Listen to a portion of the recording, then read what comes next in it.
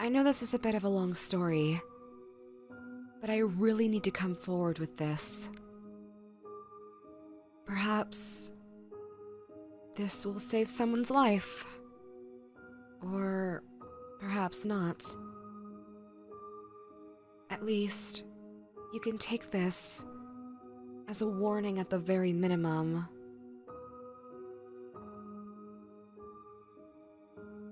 A couple of months ago, I changed schools from one in New York City to one in Western New York, a more woody area.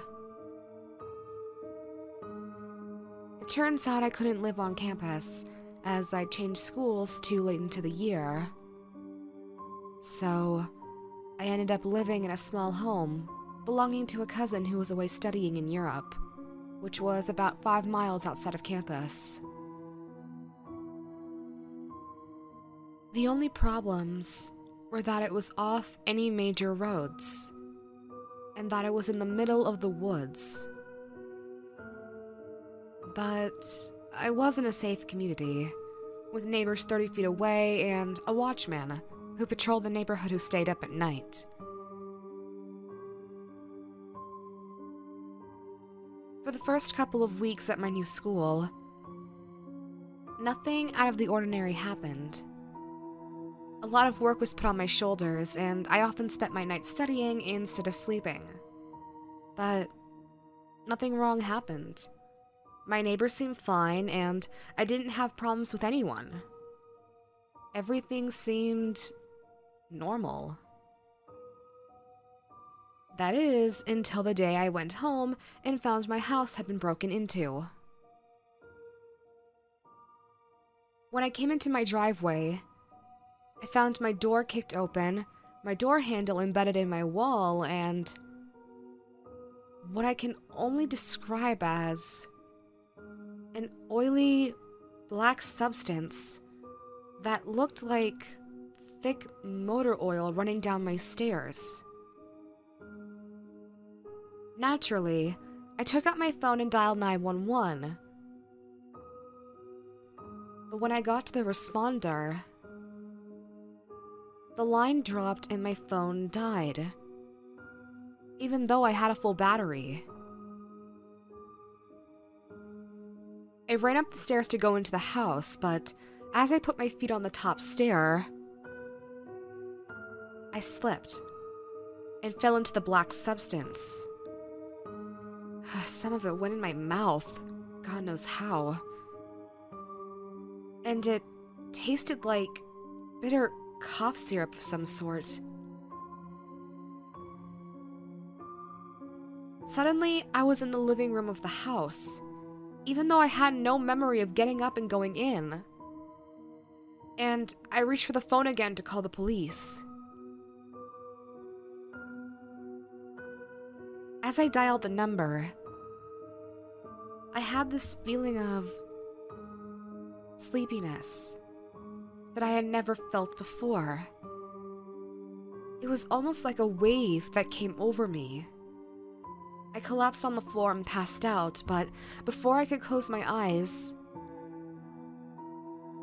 I heard quick footsteps moving toward me and a shadow passing over myself.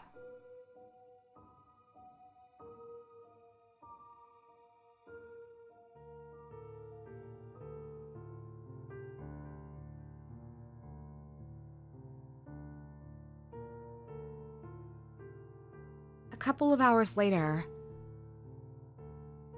I woke up with a feeling of depression. I looked around and saw that a laptop had been placed within arm's reach beside me. Strange, I thought, as I don't own a laptop. Examining the outside, I found that the laptop had a red light color to it, although there were patches of green and brown about it at odd places. It was smaller than any laptop I had ever seen, and there were no company logos or names on it like there usually were with a laptop.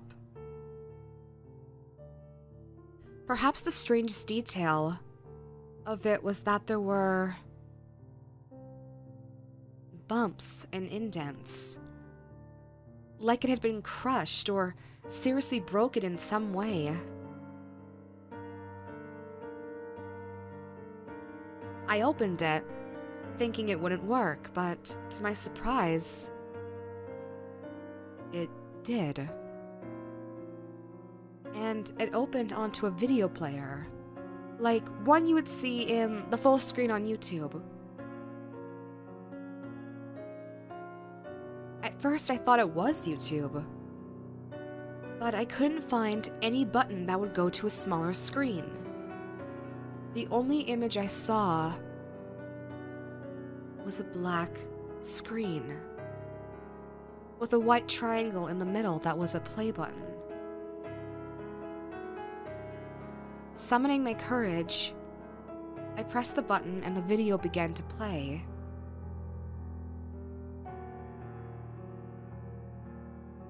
It began with some words over a black screen titled Narration.wmv. After about 5 seconds, they faded away without a sound. Then there was a bright flash, and the screen faded onto a child's face in close-up.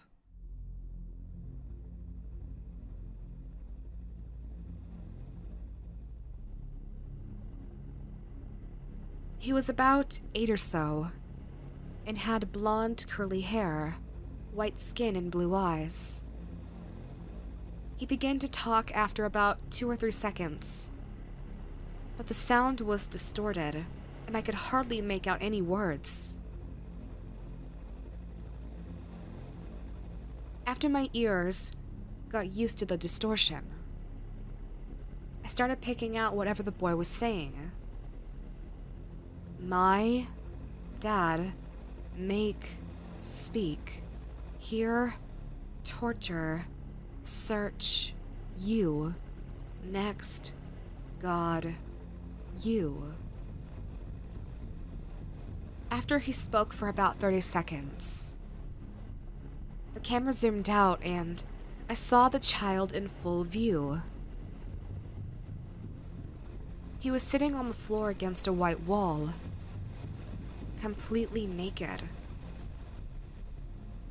After a couple of seconds, a hand handed the child a razor blade, and the child took it.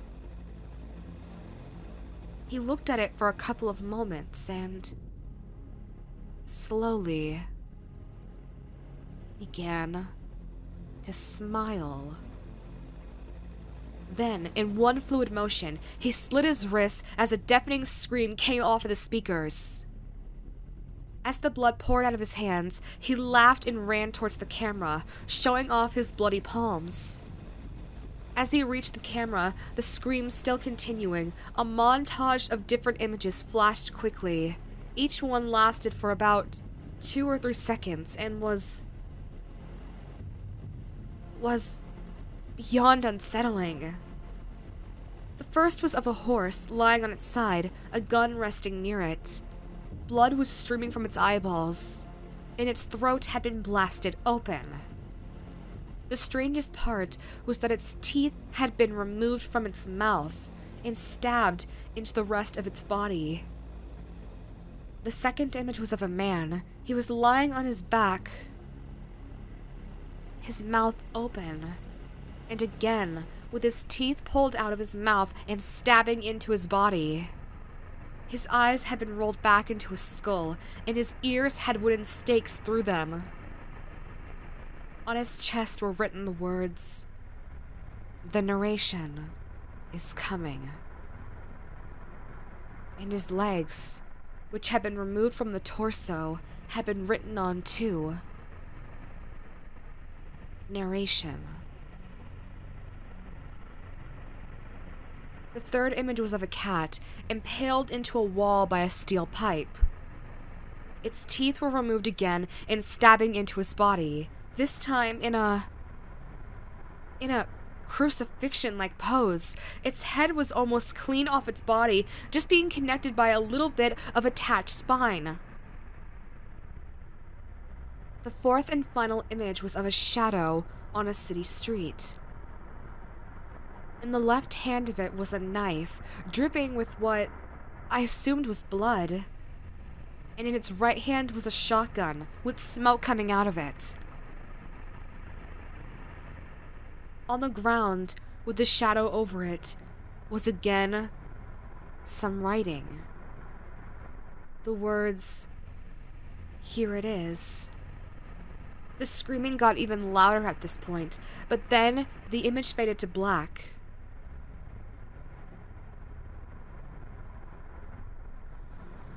The image then faded to a city street, and the camera was now moving down on it. A voice was speaking now, and I assumed this was the narration.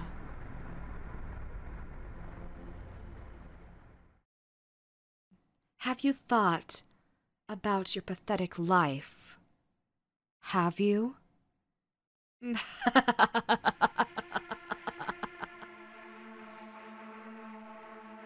voice boomed with laughter. It made me sick to my stomach. I bet you haven't. Standard people don't. You are one of them. The camera stopped moving and stayed still, looking down the city street. You made an error. A common, everyday error. You moved into my realm. The camera began to slowly move left at this point. All those images you saw? Those were just a few of my victims. The cat, the man, and the horse. They all came here, in this part of New York, for one reason or another. You came here. You came to this forest, at this house. You moved here. You invaded my territory. And now, I will attack. The camera had now turned 180 degrees and stopped. The face of the boy from earlier had appeared. And he smiled. You are next. The boy collapsed in a pool of blood from his wrists. And here is your script.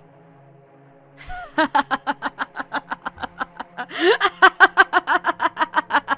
voice laughed and laughed and laughed. As the video ended. The video ended and closed itself.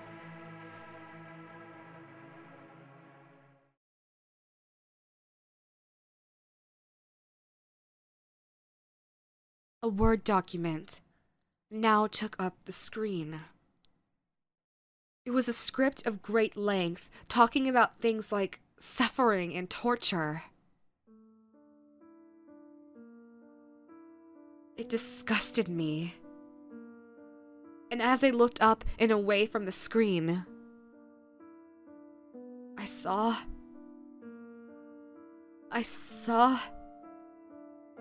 a man. He was about 6 feet tall and smiling. Smiling this horrible, horrible smile. I screamed and he walked out of the room.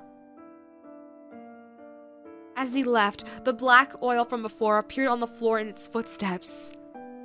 And like before, Somehow, some way, the stuff got in my mouth.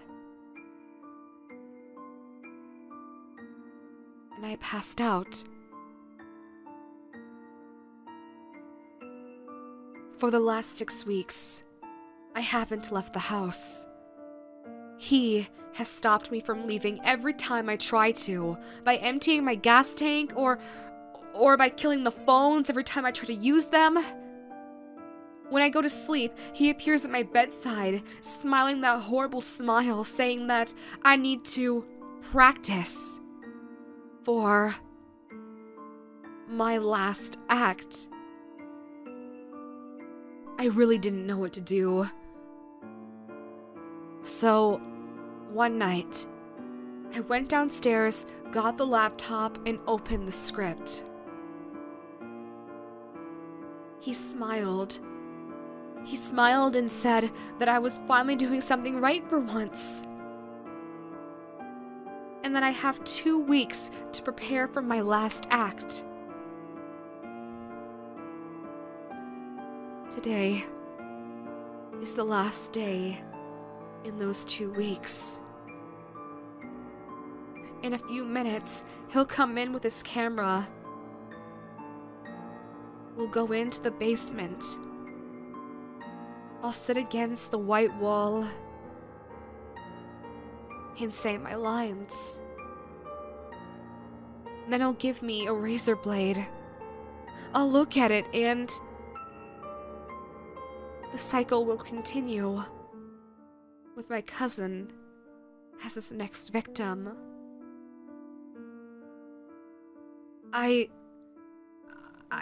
I don't know what to say or how to end this, considering these are my final words to the world.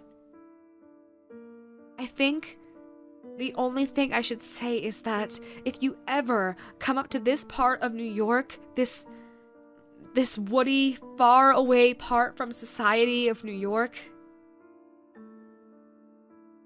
do yourself a favor and get out of here.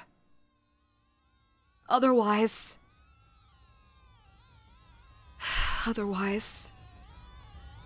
you might have to continue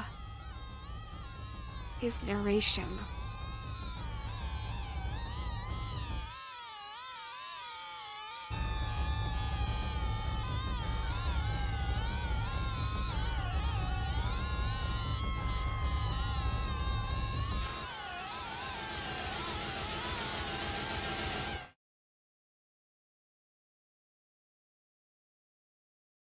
Thank you to all my $9 patrons for supporting this video.